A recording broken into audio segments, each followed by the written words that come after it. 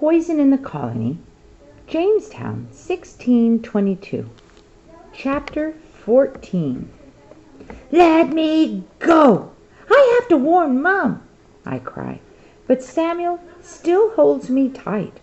I sink my teeth into his arm. Samuel sets me loose with a shove that sends me sprawling onto the ground. "Have you gone mad?" he says, rubbing his arm. "I was just playing." The Birdman is now walking quickly towards me. I panic, scramble to my feet, try to run, but Samuel grabs me. "Stop being rude," he says, and jerks my arm. The creature has not only a human face, but the arms and legs of a human as well. I hear Algonquian words spoken behind me. "Wingapo nematanu." The creature nods. "Wingapo," he says. Wingapo? It is the word of greeting among Netopu, among friends. Samuel speaks to the Birdman in Algonquian. Then he looks at me sternly and says, "I told him no wonder the English bullets cannot hurt him. They are afraid of him like little girls. Now you must show respect. Nematanu is a great, honored warrior." I look from Samuel to the Birdman and back again. An honored warrior? A man? Not a creature of the fairy realm? I let out a shaky breath. "Wingapo," I say. Nematanu nods to me. Then he speaks to Samuel in Algonquian. "Ah," Samuel says. "He tells me you saw him in the Muses, the woods, a while back, that you were alone and were afraid of him and ran away." I feel my face turn red with embarrassment. How could I have been so silly to think he was a fairy creature come to steal my sisters? "Well, you only need to be afraid of him if you want to fight him in a battle," Samuel says. Then he rattles off something in Algonquian that makes the whole circle of men laugh. I blush again. "Can I go now?" I ask. I'm trying to be polite, but I want very much to be done with this. "Nobody is stopping you," Samuel says. As I hurry away, I hear my name called out in a gruff voice with a heavy Algonquian accent. I stop and turn. Nematanu is looking at me. He lifts his chin towards me. Then he takes one finger and touches it to the center of his forehead. This gesture sends a chill down my back. To make things worse, Charles has been watching this whole interaction. As I leave the fort, my worm bucket swinging and my fishing stick in hand, he follows me. "I saw you with that Indian warlock," he calls after me. I keep marching down the hill toward the river, trying to ignore him. "I heard him say your name," Charles says, catching up to me. "Do you do your evil rituals with him in the forest?" I wheel around to face him. I don't even know how to begin to respond to these insane accusations. "Ah, so you do have rituals with him in the forest?" Charles raises his eyebrows.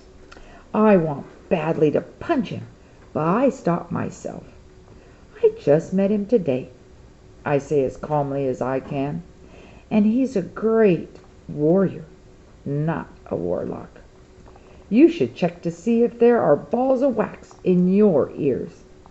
At the river's edge, I pull a worm out of my bucket and stab it into my fishhook. Charles watches me. "Don't you ever do any work?" I demand. He raises his head high. "I am a gentleman," he says. If Captain Smith were still here, Charles would be working. When he was president, Captain Smith didn't let the gentleman be idle. the way they are in England, and the way they are becoming here. Charles gets bored with watching me fish and decides to leave me alone. Halfway up the hill, he calls back to me. "You just wait. I'll have plenty to report to the governor." My stomach clenches, but then I comfort myself with the thought that Governor Yeardley will not likely put me on trial just because an Indian warrior spoke my name. My mother has been assigned to making coats for the laborers of the colony.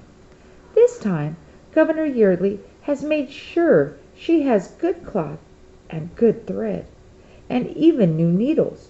She is proud of her work. While Catherine sleeps, Alice and I sit with Mum.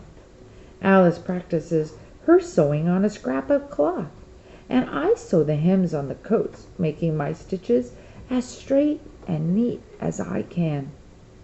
Alice looks up from her crooked stitches. "Daw is coming home," she says. "Yes, sweetheart," Mum says. "He'll be home later, at noon, for dinner." Alice shakes her head. "No, he coming home now." Mum and I exchange a look. I tense inside. A few minutes later, we hear Dawes whistle as he walks through the fort toward our cottage. Mum goes pale. I lean into Mum's ear and whisper quickly, "Don't worry. When she gets a little older, we'll tell her to ask God to take it away from her the way I have, and it will be gone forever, the way it is for me." Daw bursts through the door. "I've got the map," he declares, "the map of our land." He plops a piece of paper down on the table in the midst of our sewing. It is a crudely drawn map that looks like winding snakes. I realize the snakes must be the rivers flowing through the land. "Here is Jamestown," Daw says, pointing. "And see this? This is Point Comfort. And here's Kickhofton, or Elizabeth City, as they're calling it now." He runs his fingers over places that are down the James River from Jamestown. "And this," he points, then looks up at us, "this is our land. 100 acres. It has been inked in, and a long rectangle, not near Jamestown, but down the river near Elizabeth City." My mother touches the places on the map he has pointed to. She looks up at my father in amazement. "I was a servant girl," she says. "Now I'm a landowner." She shakes her head slightly. "It is the new world."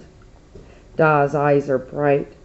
"I want to start clearing and building a house as soon as the tobacco harvest is over," he says. That's when it actually hits me. "We're moving?" I ask. "Of course," my father says. "We're moving to our own land." "Leaving Jamestown?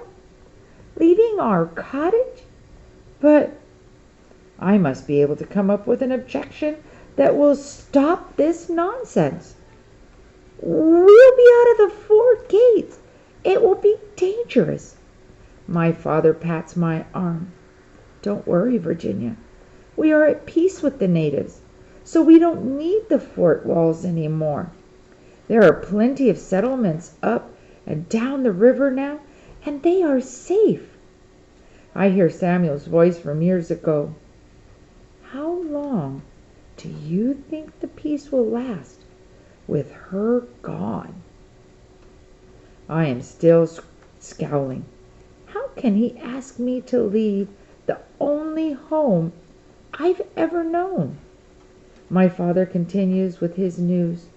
"Samuel will be coming with us. We've decided to join our acreage and share the 200 acres that gives us." "What about Bermuda? What about our home, our cottage? What of the Spanish attack? And there we are, right right at the mouth of the river. What if the peace of the Indians doesn't last? Alice is climbing up onto the table to better see the map. This is our land, Daw? She asks. This right here? She goes to pick up the paper, but Mum rescues it from her grasp. Daw pulls Alice onto his lap. This is a picture of our land.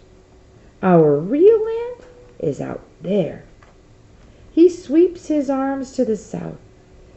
It has trees we can cut to build houses with, good soil for a garden and tobacco, turkeys and deer we can kill for meat, and grass for when we get a cow. It has everything we need. Alice nods, her face full of wonder. I sigh. At least Alice is excited about our move. After supper, I am still grumpy. I put a dry diaper on Catherine and swaddle her.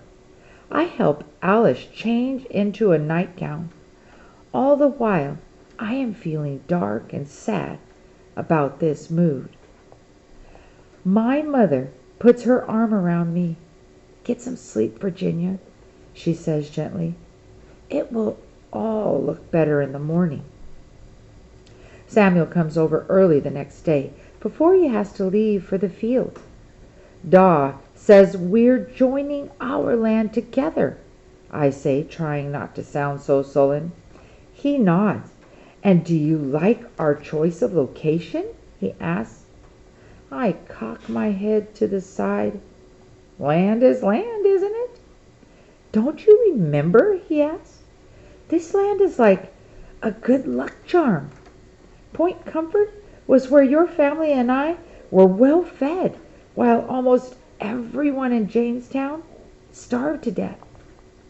When I was a baby, I added, it was a story I've heard many times, but I didn't realize that they had chosen our land to be close to the place that saved us that winter. We're hoping it will bring us good luck again, Samuel says. I narrow my eyes at him. In case everyone starves to death again? I am only joking, so I am surprised when Samuel takes my comments seriously. Sure, he says. There were lots of horseshoes and crabs there to eat last time.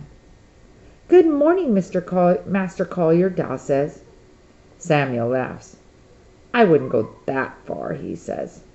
The New World can't make me into a gentleman, but it turns out Reverend Hunt was right. Right about what? I ask. Samuel gets a far-away look. Just before he died, he says, Reverend Hunt told me I would not always be a servant.